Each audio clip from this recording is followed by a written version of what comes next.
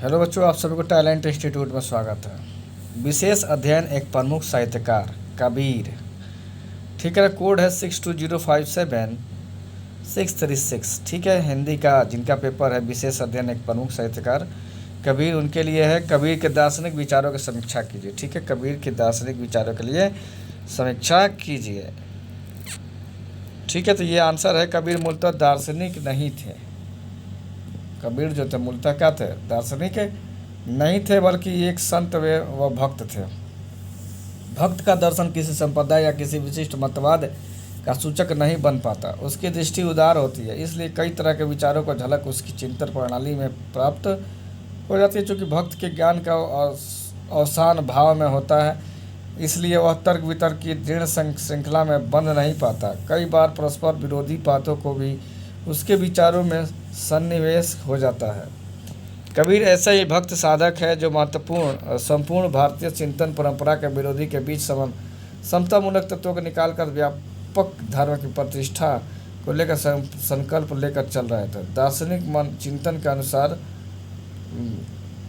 दार्शनिक चिंतन के लिए जिस प्रकार के सघन स्वानुभूतियों की आवश्यकता हुआ करती है, उनका भी कबीर के पास अभाव नहीं था। कबीर स्वयं भी इस ओर सतर्क थे कि लोग उनकी वाणी को तत्व या दार्शनिक चिंतन से रहित सामान्य वाणी ही न समझ ले। तभी तो उन्होंने चेतावनी के स्वर में स्पष्ट कहा है, तुम जिनी जानो गीत है, यहू निज ब्रह्म विचार केवल कहीं समझाइया आत्म साधन सार रे।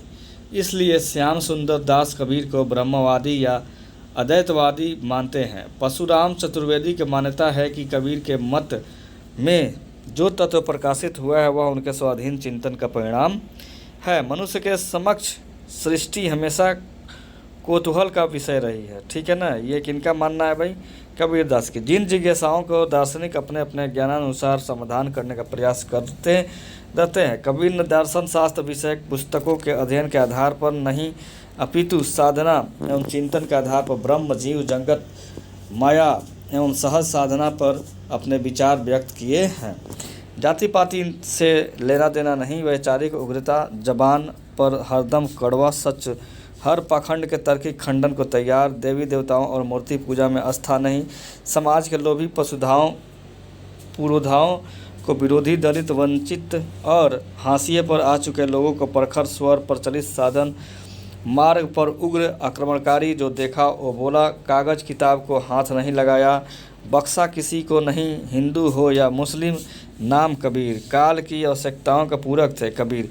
उनका दुख स्वयं के था ही नहीं, वो समाज के लिए रोते थे। सही मायने में कबीर किसी भी मत से बंधे हुए नहीं थे। वो अगर दास थे तो अपनी आत्मा के, और दास थे तो किसका भाई? दास थे अपने आत्मा के दास थे। ठीक है ना भाई? गुलाम किसके थे? बस उनके आत्मा के गुलाम थे अपने। जो आत्मा ने कहा वही लिखा, उसमें कभी फेरबदल नहीं किया। यही कारण है कि जिस समाज में वो रहते थे सबसे तीखा प्रहार भी उन्होंने वहीं किया। जोगी गोरख गोरख करे, हिंदू राम नाम उचारे, मुसलमान कहे एक खुदाई, कबीर को स्वामी घट घट बसाई।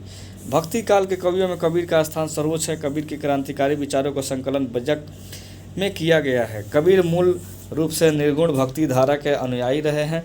अरबी भाषा में कबीर का अर्थ है महान। उन्होंने अपनी लेखनी का प्रयोग करके विभिन्न सामाजिक सुधार करने के प्रयत्न किया। समाज में फैले आडंबर, मिथ्या, पाखंड और कर्मकांड का विरोध किया। कबीर का काल भारतीय समाज में सामंतवाद का उत्कृष्ट काल था।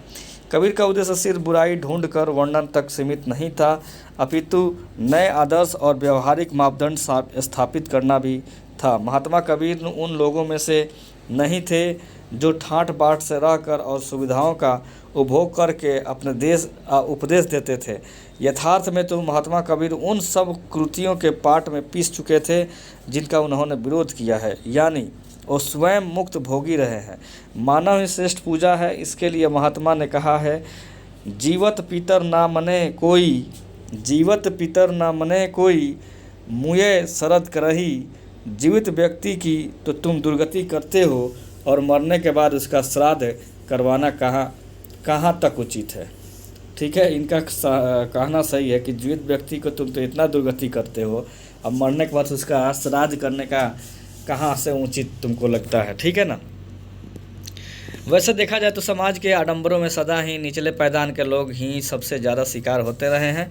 कबीर ने अपनी लेखनी के माध्यम से लोगों को ध्यान इस ओर आकर्षित किया है। वस्तुतः कबीर ने अपने आसपास फैले रूढ़िवादी को स्वयं महसूस किया और झेला भी। इसी से उनका मन व्यथित हुआ और उन्होंने अपने विचार मुखर किए। कबीर के विचार वैज्ञानिक और तार्किक रहे हैं।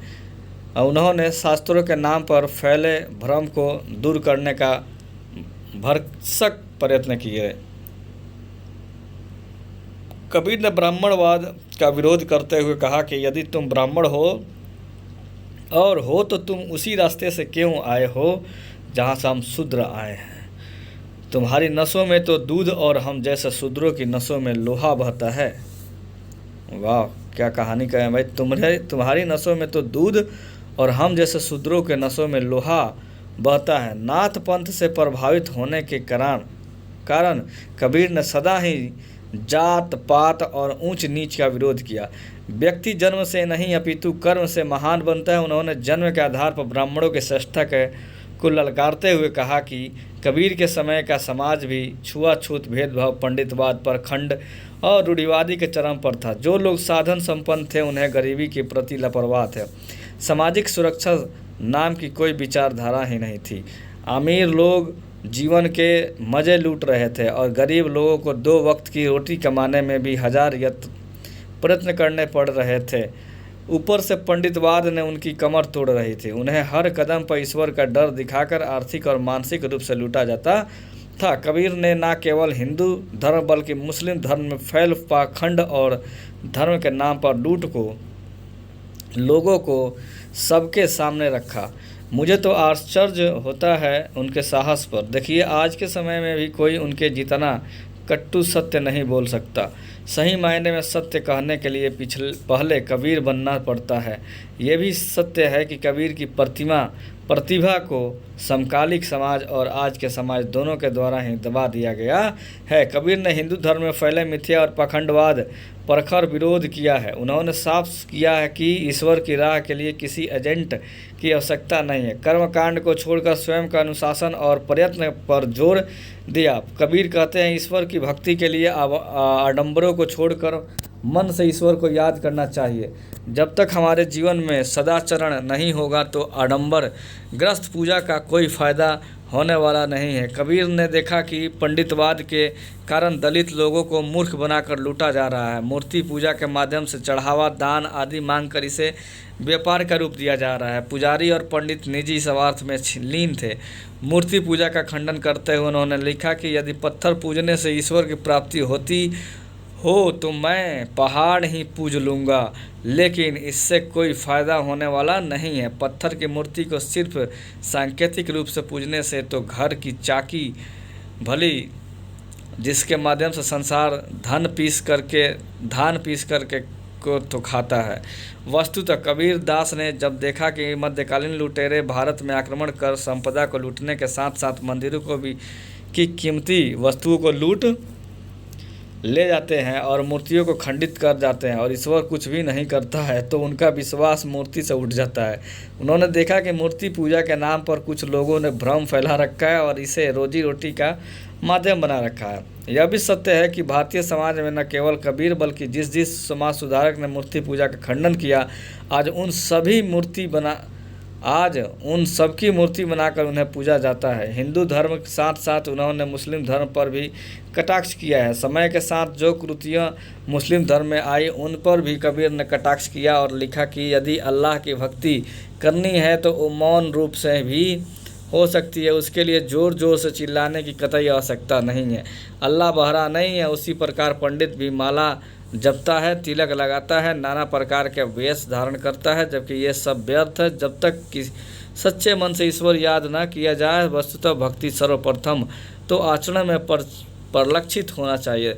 ढकोसले ले कोई फायदा होने से रहा। हिंदू होकर पीपल काटे धन कन्या को खावे रे, हिंदू होकर पीपल काटे, धन कन्या को खावे रे, गोविंदो गायो, नहीं तूने क्या कमायो बावरे। नाम के तो तुम मुसलमान हो लेकिन ब्याज कमाते हो, हिंदू होकर पीपल काटते हो और कन्या का धन हड़प जाते हो, तो बताओ तुम कैसे मुस्लिम हो और हिंदू हो, जबकि तुम्हारे ही ग्रंथों में इसकी वर्जित कर रखा है। कंकर पत्थर में से मस्जिद बना ली और ज़ोर ज़ोर से बांग मार रहे हो। क्यों? अल्लाह ईश्वर तो मन में है, उसे पुकारने का क्या मतलब? कोई नहीं, चिल्लाने की कहाँ आवश्यकता है, वो अल्लाह कण कण में है। कबीर ने सामाजिक समरसता के लिए लिखा कि मात्र किताबी ज्ञान से कुछ होने वाला नहीं, ज्ञान तभी कारगर है जब उसका असर हमारे जीवन में आचरण के माध्यम से दिखे। व्यक्तिगत आचरण को महत्व देते हुए कबीर ने मूल मानवीय गुणों को व्यक्ति का आभूषण बताया है और मुक्ति के मार्ग में इन्हें स्थान दिया है। इसी प्रकार से उन्होंने जीवन में संतोष को अत्यधिक महत्व दिया है। कबीर दास जी लिखते हैं कि चिंता का मूल कारण आवश्यकता तो से अधिक, ठीक है, लिखते हैं उन्होंने कि चिंता का मूल कारण आवश्यकता से अधिक चाह रखना है। यदि जीवन में शांति रखनी हो तो अपनी इच्छाओं पर नियंत्रण रखना जरूरी है। ठीक है ना भाई, अपने इच्छा पे क्या होना चाहिए? नियंत्रण होना चाहिए। ओके बच्चों, तो यहीं पे समाप्त होता है कबीर का जो दार्शनिक जो था चित्रण उसको किया गया है। चलिए इसको आप लोग पढ़िए अच्छा से, ठीक है। VBI क्वेश्चन है कबीर का। चलिए फिर मिलते हैं अगले वीडियो में। थैंक यू सो मच बच्चों।